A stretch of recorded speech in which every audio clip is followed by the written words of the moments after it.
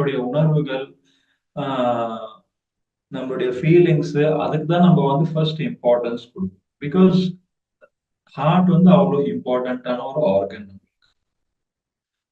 So இப்போ வந்து நம்மளுடைய இன்ட்யூஷன், உள்ளுணர்வு வந்து எப்பவுமே ஃபர்ஸ்ட் வந்து ஹார்ட்டுக்கு வரும் அப்படின்றது சொல்றாங்க. ஸோ ஹார்ட்டுக்கு வந்ததுக்கு அப்புறம் தான் அது அப்புறம் பிரெயினுக்கு போவோம். பிரெயினுக்கு போனதுக்கு அப்புறம் பாடிக்கு போவோம். அப்புறம் அந்த கட் ஃபீலிங்னு சொல்லி சொல்லுவாங்க, அதுக்கு போவோம். ஸோ ஃபர்ஸ்ட் கேட் ஓபன் பண்றது வந்து ஹார்ட் தான்.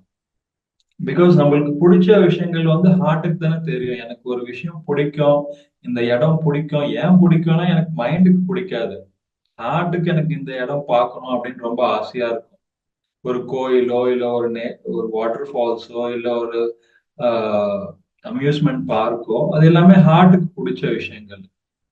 ஸோ நம்மளுக்கு பிடிச்ச விஷயங்கள் ஹார்ட் மூலியமா வருது அப்படின்னா, நம்மளுக்கு அதை எப்படி ரீச் பண்ணணுன்றது கூட ஹார்ட் தான் நம்மளுக்கு கைட் பண்ணும்.